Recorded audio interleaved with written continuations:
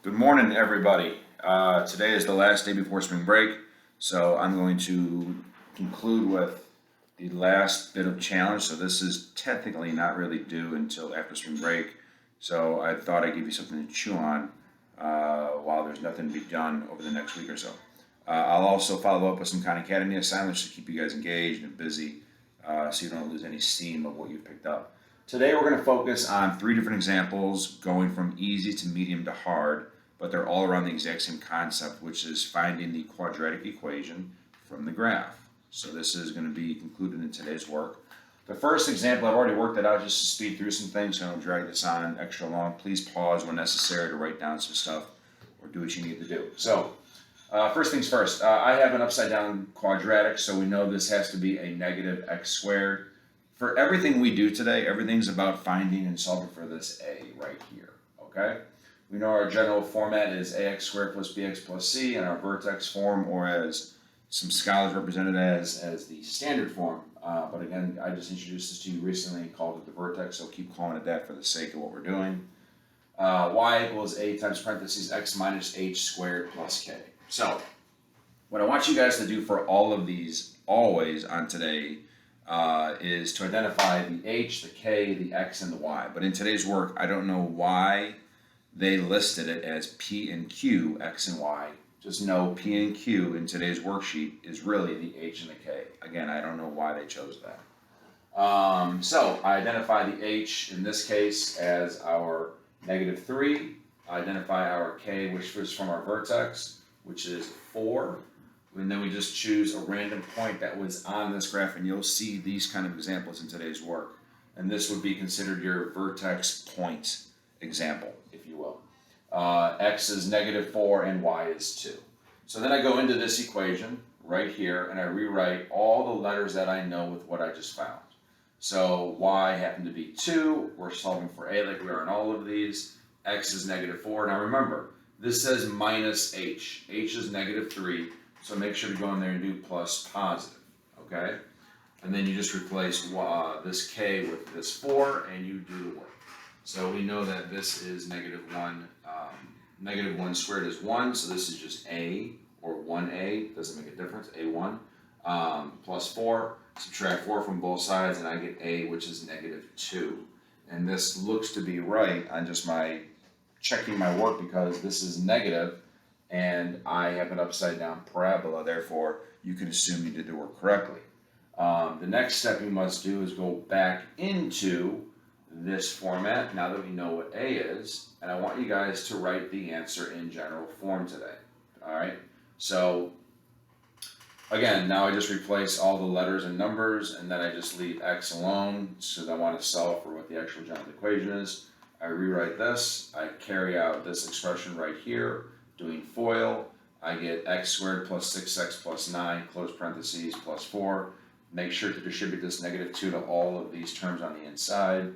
Hence, you get this right here. Last but not least, combine your like terms, and your final general quadratic equation is this right here. So, this is the first example of a couple that will help you through today's work. The next example is going to be when I'm given the solutions and the y-intercepts. So, I will try to keep all my work organized right here for you.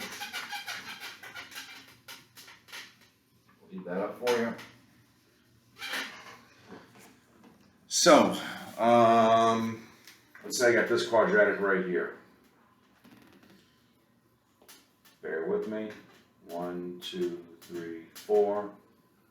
There's one solution. 1, 2, 3. There's another solution. 1, 2, 3, 4, 5, 6. There's another solution. Again, my drawing sucks, is what it is. This is a situation where we do not know what the vertex is, and that's okay. I got a point here at 0, 6. I got a point here at 3, 0, and I got a point over here at -4, 0. So, here's how I want you guys to think about this. I got my two solutions, okay? For this type of example, when I got my two solutions in the y-intercept, let's do it like this. I want you guys to now think of this as f of x equals a times x minus, let's call it solution number 1, all right, times x minus solution number 2, okay? So in this case, I want to just see, I know that my x and my y, my two x solutions happen to be x equals -4 and x equals 3. So because I know that, I'm going to go into this equation. I got my two solutions right here, okay? So I rewrite this equation such as this: a times parentheses x minus -4, okay, times x minus 3. Minus negative is plus positive. So what I want you guys to do now is, we know that when x is 0, in this case, sorry, yes, when x is 0, let me back up, my apologies. I'm now using this point, okay? So I rewrote it as this, okay? Now, here's what I do next. I know that when I have when I have my x is equal to 0, right? My y is equal to 6, according to this point right here. So what I do is now I rewrite this as, I know that I'm inputting 0 for x in both of these, and I know that my output, my equation, has to equal 6 because this point is on the function. So now I'm going to rewrite this as 6 equals a times 0 plus 4, I'm just putting this in so you see what we're doing. I'm using this point to do this, times 0 minus 3. Now we already know that this is 4 negative 3, so I'm just going to go through this. This is a times 4 times -3. 6 equals -12a. Okay? I hope this makes sense what I did. Again, I rewrote that. I'm using this kind of format, thinking I'm using my solutions. Okay? I rewrote the solutions into here, and now I'm using the input of when x is 0, y is 6, and then I just rewrote it as this, did the math, to now divide both sides by -12, so a equals -1/2. Okay? And this is true because -a, and I have an upside down parabola. Again, another way to check that your work is done correctly so you don't make any little minor mistakes, which are kind of expected. So now, last thing I would do is, I hope you can see this, I'm going to do this kind of small.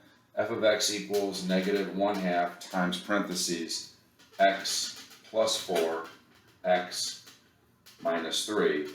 So now this is -1/2 times, again, FOIL, x squared, -3, positive 4 makes a positive x, and a -12. Last but not least, I distribute this across all my terms in here, and I'm going to end up with an answer of ½ x squared plus, sorry, not plus, my apologies, minus 1/2 x, and then -½ times -12 is positive 6.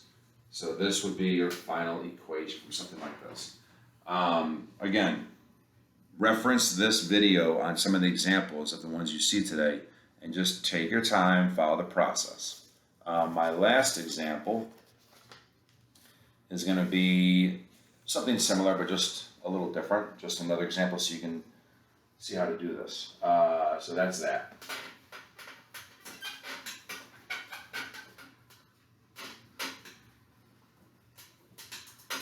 So this is helpful, again, when we have the x-intercepts, because the x-intercepts are our solutions or our roots. Get comfortable with those words.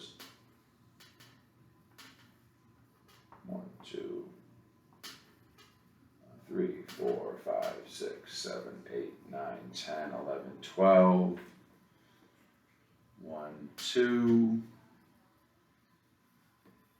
1, 2, 3. So I'm just drawing this to fit my stuff. This is actually a question from your work today, but I wanted to do this with you guys so you can see this, and this is 2, -12, okay? Now, I don't really know what the y-intercept is, but I have these 3 points all identified. So I know this is 3, 0, I know this is -2, 0, and I know this is 2, -12. Again, I want you guys to use that exact same format today that I just did on the previous example. Use those solutions. So now I know f of x, or y in this case, equals a times x minus solution number 1 times x minus solution number 2. That's what those little footnotes of 1s and 2 mean. So when I do this, here's where, we're going to use this point instead of the y-intercept. So you're still pretty much doing the same thing as before, but now I want you to see this. I go in and I know, let's just do this kind of a little faster. So I know that when I have an input of 2, I know my equation is going to, input of 2, I know that my equation has to equal negative 12. Remember, this point is on this line, therefore, this is a point that will work input 2, output negative 12. So what that means is, again, we're solving for a, I'm going to input 2 for x, okay, minus my first solution, which is negative 2, okay?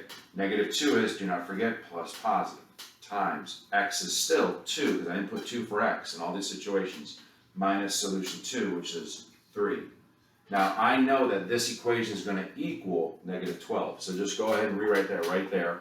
Negative 12 equals a times, well, 2 plus 2 is 4, and 2 minus 3 is negative 1, okay? So negative 12 equals negative 4a. Divide both sides by negative 4, and 3 equals a. Thank God it was positive this time, and it turned out to be correct, following the small detail of everything we're doing.